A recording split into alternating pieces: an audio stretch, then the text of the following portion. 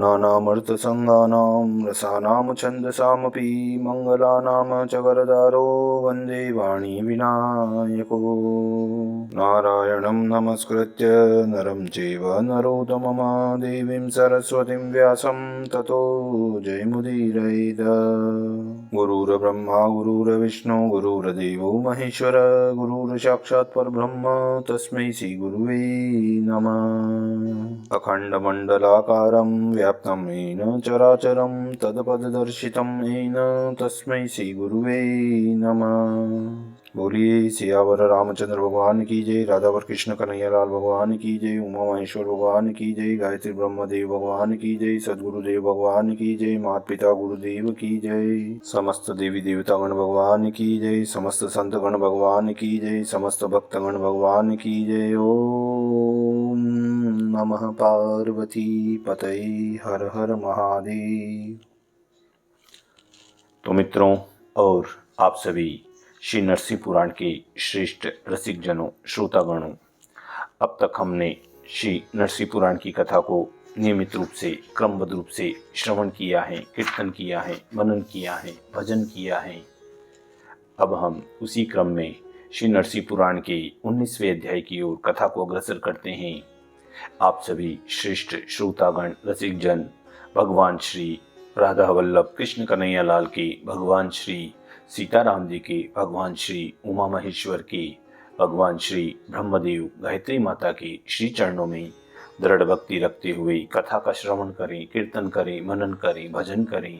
बोलिए श्री नरसिंह भगवान की जय। तो श्री भरद्वाज जी उन सूत जी से कह रहे हैं कि हे सूत जी, विश्वकर्मा ने जिन नामों के द्वारा उन भगवान सूर्य का सत्वन किया था उन्हें मैं सुनना चाहता हूँ। आप सूर्य देव के उन नामों का वर्णन मेरे समक्ष कीजिए। तब श्री सूत जी ने कहा कि हे ब्राह्मण, हे भरद्वाज जी, विश्वकर्मा ने जिन नामों द्वारा भगवान सविता का सत्वन किया था उन सर्व पापहारी नामों को मैं तुम्हें बतलाता हूँ, तुम ध्यान पूर्वक सुनो। आदित्य है, अदिति के पुत्र, सविता जगत के उत्पादक, सूर्य है, संपत्ति एवं प्रकाश के स्रष्टा, खग है, आकाश में विचरने वाले, पूषा सबका पोषण करने वाले, गभस्तिमान सहस्त्रों किरणों से युक्त, तिमिरोन्मथन है, अंधकार नाशक, शंभु है, कल्याणकारी, त्वष्टा विश्वकर्मा अथवा विश्वरूपी शिल्प के निर्माता, मार्तंड है, मृत अंड से प्रकट होने वाले, आशुंग है, शीघ्रगामी, हिरण्यगर्भ है, ब्रह्मा, कपिल है, कपिल वर्ण वाले अथवा कपिल मुनि स्वरूप, तपन है, तपने या ताप देने वाले, भास्कर है, प्रकाशक, रवि है, रव वेदत्री की ध्वनि से युक्त अथवा भूतल के रसों का आदान आकर्षण करने वाले, अग्निगर्भ है, अपने भीतर अग्निमय तेज को धारण करने वाले, अदितेय पुत्र है, अदिति देवी के पुत्र, शंभु है, कल्याण के उत्पादक, तिमिर नाशन अंधकार का नाश करने वाले, अंशुमान अनंत किरणों से प्रकाशमान, अंशुमाली किरणमाला मंडित, तमोग्न अंधकार नाशक, तेजसाम निधि है, तेज अथवा प्रकाश के भंडार, आतपी आतप या घाम प्रकट करने वाले, मंडली अपनी मंडल या बिंब से युक्त, मृत्यु है, मृत्यु स्वरूप अथवा मृत्यु के अधिष्ठाता यम को जन्म देने वाले, कपिल है, सर्वतापन है, भूरी या सुनहरी किरणों से युक्त होकर सबको संताप देने वाले, हरि है, सूर्य अथवा पापहारी, विश्व है, स्वरूप, महातेजा है, महातेजस्वी, सर्वरत्न प्रभाकर है, संपूर्ण रत्नों तथा प्रजापुंज को प्रकट करने वाले, अंशुमाली तिमिरहा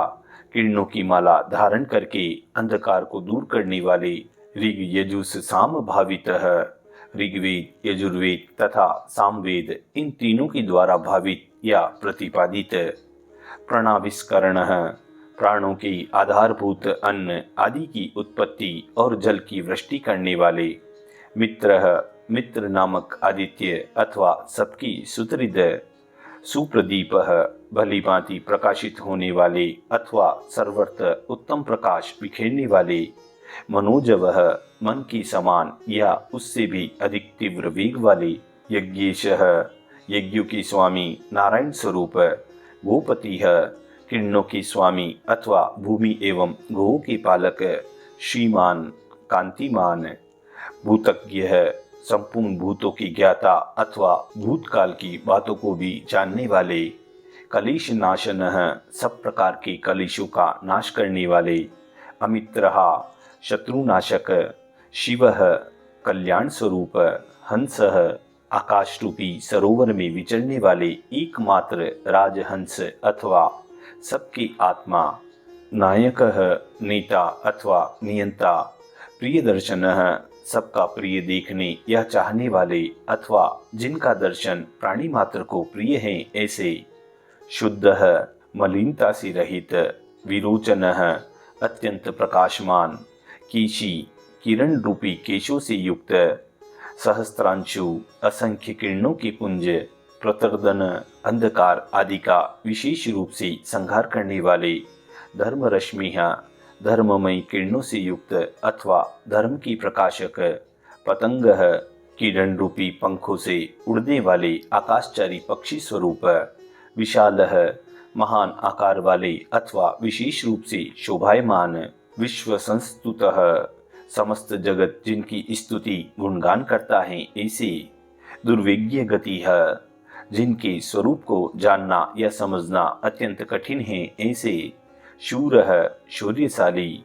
तेजो राशि है तेज की समूह,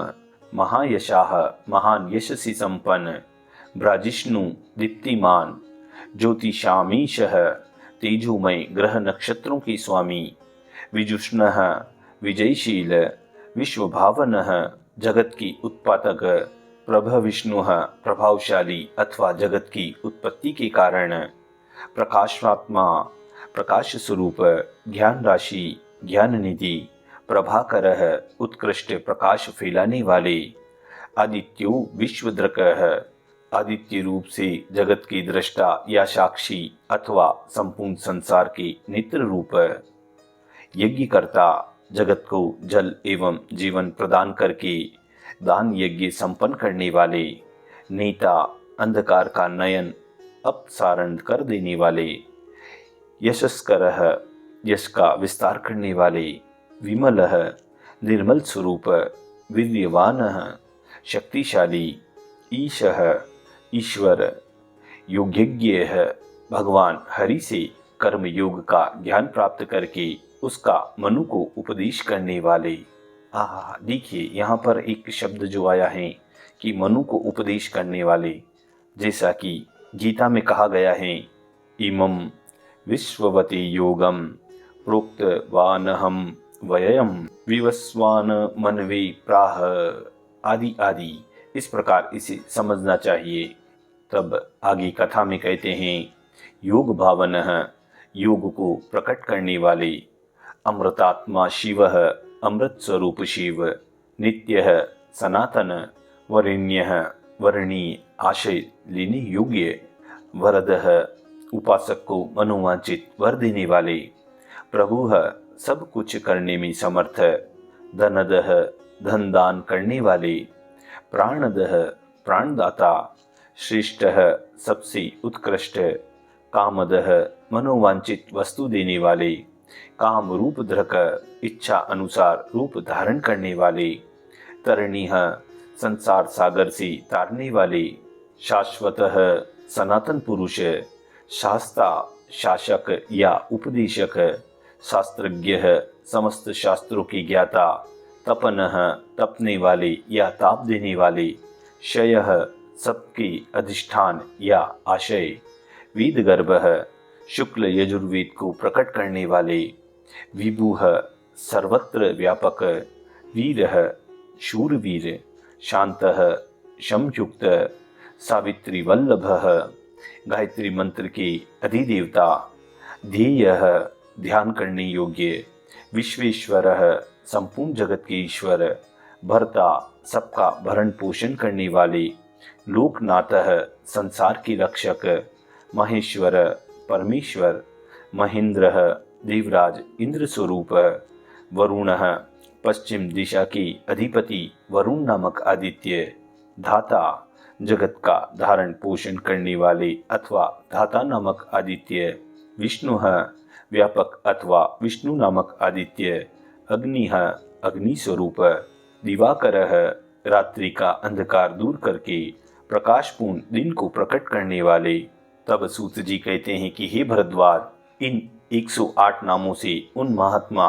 विश्वकर्मा ने उपयुक्त नामों द्वारा भगवान सूर्य का बहुत सत्वन किया। इससे भगवान सूर्य को बड़ी प्रसन्नता हुई और वे उन विश्वकर्मा से बोलते हैं। भगवान सूर्य कहते हैं कि हे प्रजापति,